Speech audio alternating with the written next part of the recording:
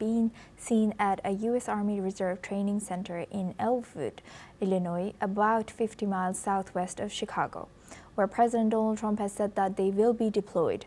Homeland Security Secretary Kristi Noem has arrived in Portland on Tuesday, visiting the local ICE facility as a federal lawsuit over the National Guard deployment continues to loom. On Monday, President Donald Trump has claimed without evidence that an insurrection is taking place in Portland, citing surging crime as he pushes to deploy Guard troops to the city. Speaking earlier from the Oval Office, Trump has said that he may invoke the Insurrection Act of 1792, which allows troops to engage in civilian law enforcement. Protester Nefradar Shade has said that he wants U.S. to get violent because he wants to enact martial law and mess with our elections. Another protester has added that he's declaring essentially a war zone in the streets of Portland. It's dangerous because, like I said, you're taking away the few avenues we have to peacefully fight back. And he wants us to get violent because he wants to enact martial law, and he wants to mess with our elections. Our midterms are, a year away, which is too far for me to be comfortable. And they're going to try and do everything they can to hold on. Now for this discussion, we are joined by Dr. Satoru Nagao. He's a fellow at Hudson Institute, joins us live from Tokyo. Thank you very much, Doctor, for joining us again. Good to see you. Now, looking back at this, U.S. has a lot going on, including this news. What are the legal and constitutional implications if President was to potentially invocation of the Insurrection Act of 1792 to deploy these National Guard troops? Legal or not, it's maybe it rely on the decision of the court, but at the same time, this is not the main point, I believe. Main point is mutual trust between left and right in the United States. Because this Chicago area is, of course, led by the Democrats, and so left side.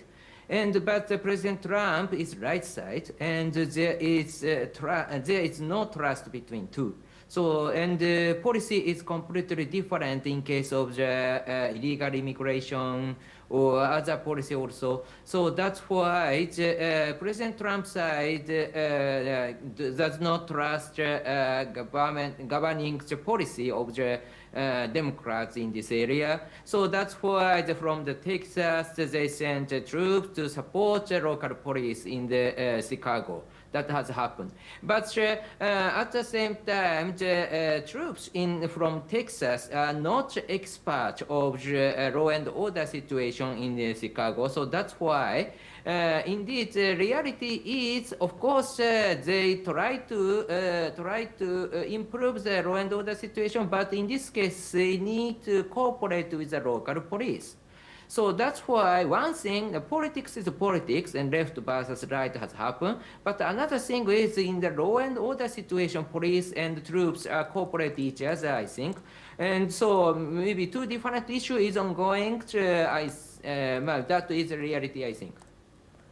And how does this federal lawsuit over the National Guard deployment reflect broader concerns about the role of military forces in domestic policing?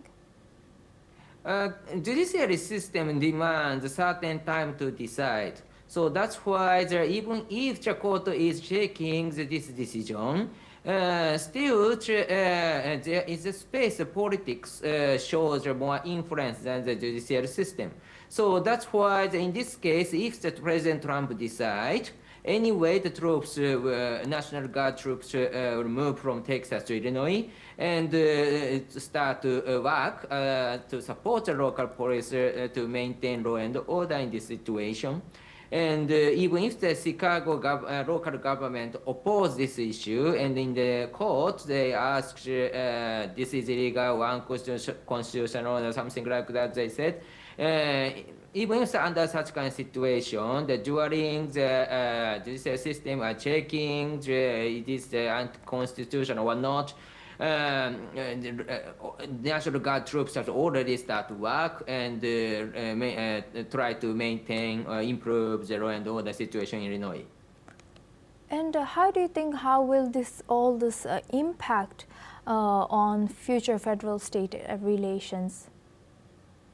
If this decision will improve the law and order situation, there is no problem. But at the same time, problem is the rift between left and right in the United States, I think, because mutual trust hasn't improved. So deteriorating relation between left and right in the United States is my current trend. So that's why in the near future, the more rift widen, of course, they cannot agree with anything that could happen. So even if their opinion is different in the democratic process, in the near future, they need to find something solution to mend this rift, I think. And given President Trump's unverified claims of insurrection in Portland, how do you think, how does the surge of National Guard deployments affect public trust in law enforcement? And also, does this change anything? Does it make the state safer in long term?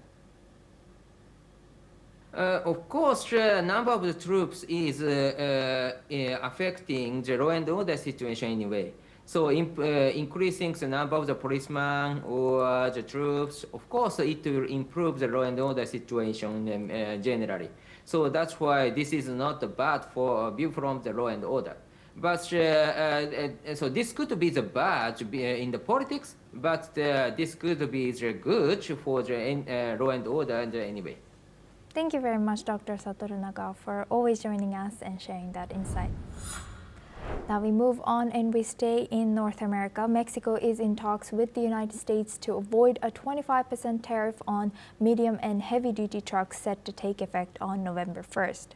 Mexican President Claudia Sheinbaum has confirmed that her economy minister Marcelo Ebrard is engaged in discussions with Washington and that she plans to request a phone call with U.S. President Donald Trump to seek an agreement before the levy is implemented. Let's listen into what she has said during a recent conference. Es a todo el mundo. El arancel de los vehículos pesados no es para México. Obviamente a México le afecta más, porque tenemos exportación de vehículos pesados y vamos a buscar un acuerdo antes del 1 de noviembre. Estamos buscando eso. Si es necesario, pues igual una llamada personal con el presidente Trump. Por lo pronto. Meanwhile, U.S. President Donald Trump has announced on Monday that the 25% tariff will apply to all imported medium and heavy-duty trucks, citing national security concerns under a Section 232 investigation. Earlier on September 25th, Trump had initially announced the same 25% tariff on heavy trucks made outside the United States, but the implementation was delayed following pushback from U.S. automakers worried about supply chains and costs. Mexico is the largest supplier of heavy vehicles to the U.S., exporting nearly 95% of its production under the existing free trade agreement with Canada. Recent data reports show that from January to August, Mexico's exports of heavy vehicles to the U.S. dropped by almost 26% compared to last year. The measure comes amid a series of trade pressures that have already affected supply chains and costs for U.S. manufacturers, including previous tariffs on steel, aluminum, and copper.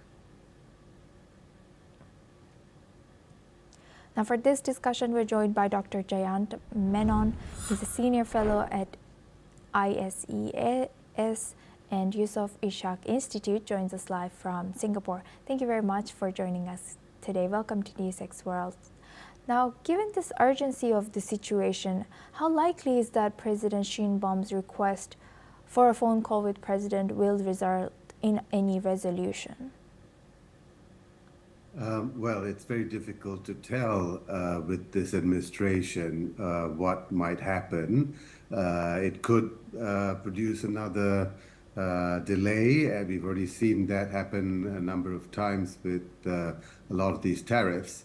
But I think, there's no way in which we can eventually avoid these tariffs. I mean, Trump seems quite adamant about pursuing this tariff policy of his, and I think he feels that this is a great way of not only raising revenue under the false presumption that it's paid by foreigners, but also I think he's hoping for a lot of relocation of investment from Mexico, but also elsewhere, to the US to revive manufacturing and to return jobs as he sees it.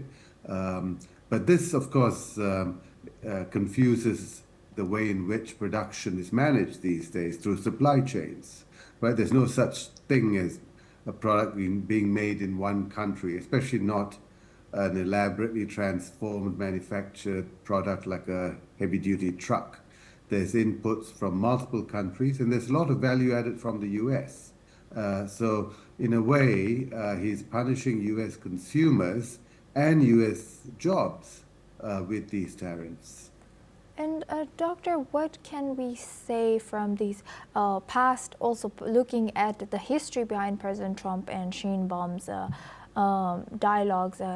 What are the key points of contention in the ongoing discussions between Mexico and the U.S. regarding these tariffs, and what possible compromises could both sides consider to avoid these tariffs? I think the important point here is that there is already a trade agreement in place, the USMCA, which Trump himself negotiated and called the greatest trade agreement ever. So, that should be the fallback rather than any type of, personal relationship. Although I know that President Trump is keen on pursuing, diplomatic and trade policy on a personal level.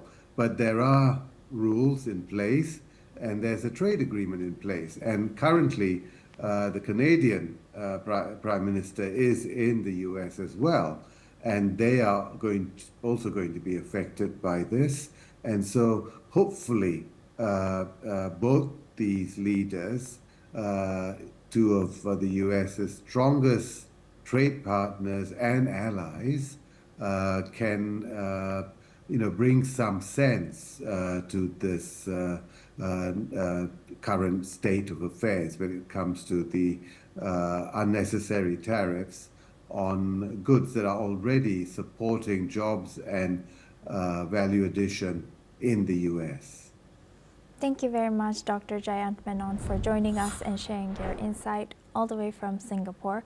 Now we move on. Venezuelan President Nicolas Maduro has accused individuals based in the United States of planning an attack on the U.S. Embassy in Caracas. Let's listen in to what he has said. El día de ayer, lunes, a las 3 de la tarde, a través del embajador McNamara en Bogotá, el diputado Jorge Rodríguez, jefe de la Delegación de Paz de Venezuela, informó oficialmente al señor McNamara y al gobierno de Estados Unidos y por otras vías de comunicación los nombres, apellidos y ubicación en los Estados Unidos de las personas que prepararon ese atentado frustrado y fallido contra la sede de su embajada en Caracas. El gobierno de Estados Unidos, a través del Departamento de Estado y otras vías, tiene la información completa. Los terroristas que prepararon el frustrado y fallido ataque contra su embajada que se iba a dar entre el domingo en la noche o el lunes como un incidente para una escalada de violencia, están en los Estados Unidos de Norteamérica y tienen los nombres. The Venezuelan leader had earlier warned of a so-called false flag operation allegedly orchestrated by extremist sectors of the local Venezuelan right aimed at planting explosives at the embassy. He also said that a European embassy had been alerted, though he did not specify which one. This is all we have time for. We will continue